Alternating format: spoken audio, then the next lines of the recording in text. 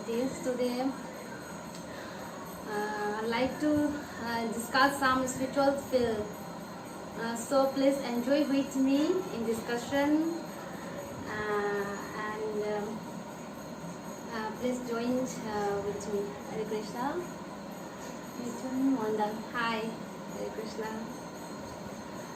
So please join with me in discussion about in the spiritual field. Hare Krishna. Today I would like to first of all I would like to discuss about Srimad Bhagavad Gita and Srimad Bhagavatam. What is the Srimad Bhagavad Gita and Srimad Bhagavatam? Actually मुझे हिंदी अच्छे से बोलना नहीं आती, इसलिए मैं हिंदी थोड़ा अगर मिस्टेक हो गया हो तो please everybody please will excuse me and will forgive me. लेकिन मैं हिंदी से ही बोलूँगी अभी, क्योंकि I think Hindi language common रहेगा सबके लिए. इसलिए बिकॉज मेरी फ्रेंड लिस्ट में बहुत सारा है जो डिफरेंट जाति है, डिफरेंट कास्ट है और डिफरेंट कंट्री से है, इसलिए मैं हिंदी चूज़ करूँगी अभी लाइव वीडियो करने के लिए. Okay, Hare Krishna, thank you. So अगर मेरे फ्रेंड्स में से अगर कोई कुछ बात शेयर करना चाहते हैं, कुछ पूछना चाहते हैं या फिर कुछ बताना चाहते हैं तो ज़रूर बताइएगा. Hare Krishna. So today this topic is Shrimad Bhagavatam.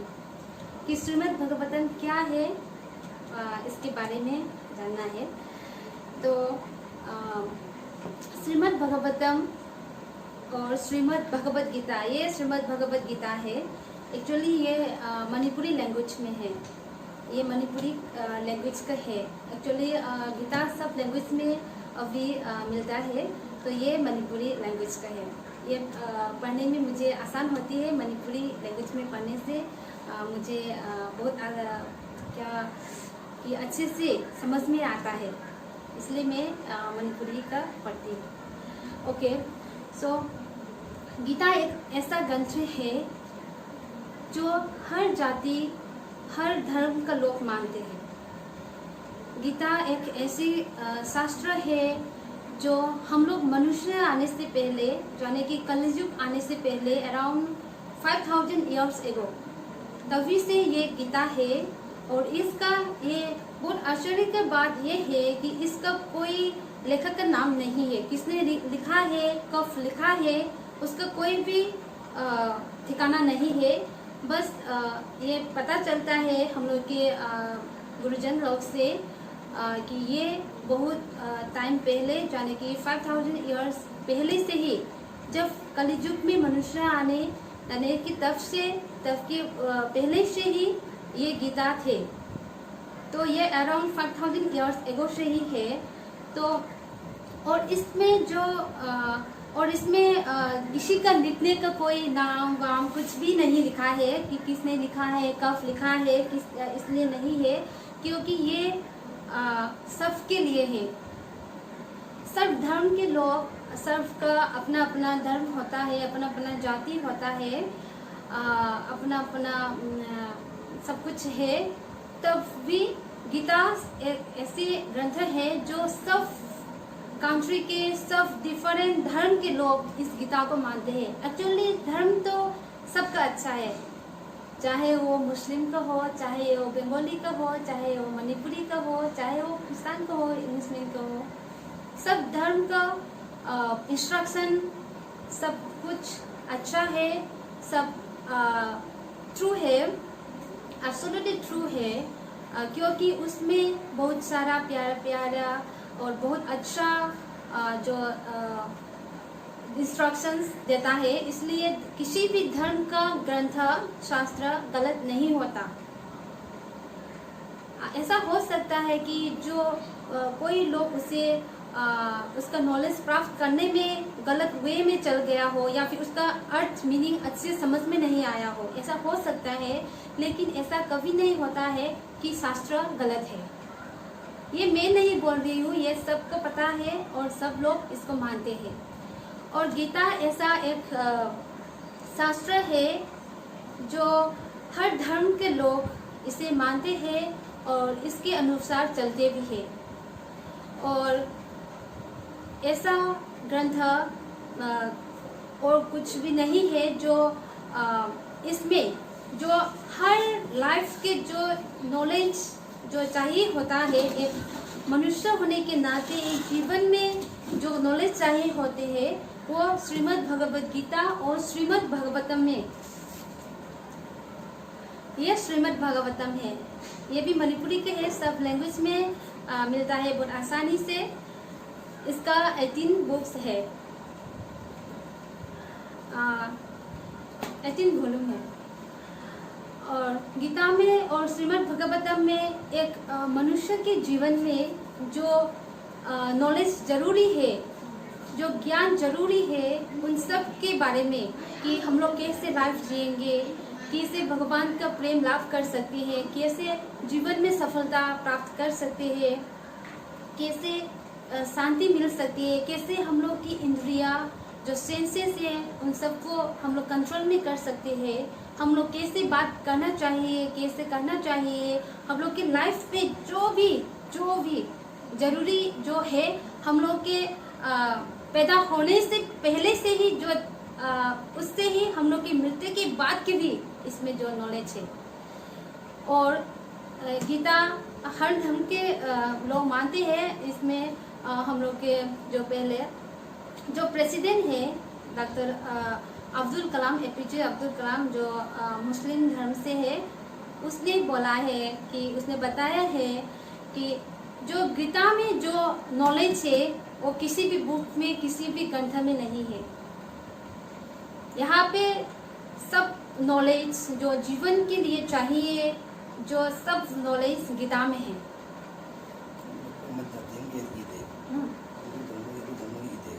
और सबसे अच्छी एक बात है कि गीता में किसी भी धर्म का है ये बात नहीं लिखा है, या फिर किसी भी जाति का है ये बात नहीं लिखा है, क्योंकि ये स्वयं भगवान ने ये लिखा है। स्वयं भगवान की जो बात है वो इसमें है। यहाँ पे गीता में ऐसा लिखा है, भगवान उवाचा। इसका मीनिंग है भगवान ने खुद कहा है। ऐसा कोई ग्रंथ नहीं है जिसमें भगवान ने खुद कहा हो। इसीलिए मैं ये बोलना चाहती हूँ कि हम लोग इसको इग्नोर नहीं करना चाहिए। और ये इसमें कोई धर्म का है, कोई जाति का है और उसी जाति का ही होना चाहिए, ऐसा कुछ भी नहीं लिखा है। ये सब धर्म के है, सब जाति का है। अगर हम लोग बोलेंगे, अगर कोई व्यक्ति बोलेगा 2 और 2 + 4 है तो सब लोग मानेंगे। इसी तरह ये गीता में किसी भी टाइप का, किसी भी जाति का, किसी भी धर्म के बारे में अलग अलग से नहीं लिखा है। ये सब धर्म के लिए है, सब मनुष्य के है। एक्चुअली ये भगवान ने खुद वाणी है, भगवान की खुद वाणी है सब, और सब साइंटिफिकली है। सब जो बात इसमें कही है वो सब लॉजिकल और साइंटिफिकली है। एक्चुअली अभी तो मॉडर्न युग है, इसलिए थोड़ा साइंटिफिक भी होना बनता है। तो ये सबसे जो बोला है वो सब साइंटिफिकली प्रूफ है और साइंटिफिकली ही सब होता है। और अभी गीता के बारे में थोड़ा मैंने बोल दिया है। बातें तो होती रहेंगी, अब कभी ख़त्म नहीं होंगे, क्योंकि उसका बहुत सारा वो है इसलिए। लेकिन मैं शॉर्ट टाइम में थोड़ा सा बताना चाहती हूँ, इसलिए। और धर्म और रिलीजन के बारे में सब लोग को ऐसा कोई जो है कुछ गलत फहमियाँ होते हैं कि धर्म एक जाति का होता है। एक्चुअली धर्म मीन्स प्रेस्क्राइब ड्यूटी। धर्म मीन्स प्रेस्क्राइब ड्यूटी। धर्म वो है जो हम लोग के लिए जो सबसे महत्वपूर्ण जो कर्तव्य है, तो मनुष्य होने के नाते हम लोग का ये धर्म बनता है कि हम लोग ये जाने कि हम लोग कौन है, कहाँ से आया है, क्यों आया है, अंतिम के समय कहाँ पे जाएगा। इसलिए धर्म कोई एक जाति का नहीं होता। धर्म मीन्स हर मनुष्य का होता है प्रेस्क्राइब ड्यूटी। इसीलिए जाति तो हर एक का अलग अलग से जाति होता है, जैसे कि बंगाली, मुस्लिम, मणिपुरी, फॉरेनर्स, ऐसा इंग्लिश में ऐसा सबका अलग अलग से जाति होता है। सबका अलग से लैंग्वेज भी होते हैं, लेकिन सबका धर्म अलग नहीं होता। धर्म means is prescribe duty.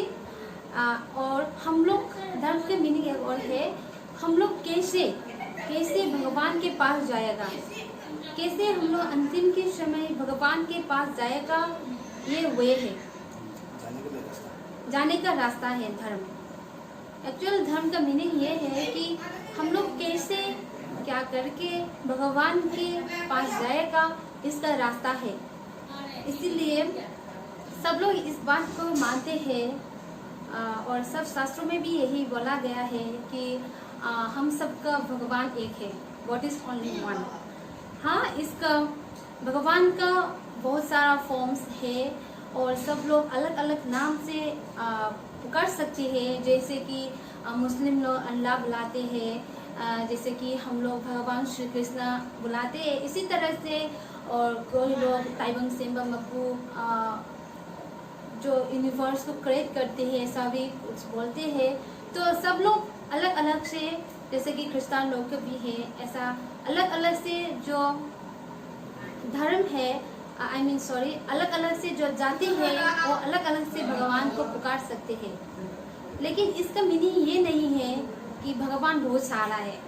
Actually for example, जैसे कि हम लोग के देश में प्राइम मिनिस्टर है, इसी तरह से उसका एमएलए भी है, मेंबर्स है, मंत्री है, वगैरह वगैरह है। इसी तरह से भगवान का भी ऐसा है, जो मेंबर्स है, जो सूर्य को क्रिएट करते हैं, सूर्य को बनाते हैं, इस यूनिवर्स को चलाते हैं, इस यूनिवर्स को मेंटेन करते हैं। ऐसा बहुत सारा देवी देवताएं हैं, लेकिन भगवान तो एक ही है।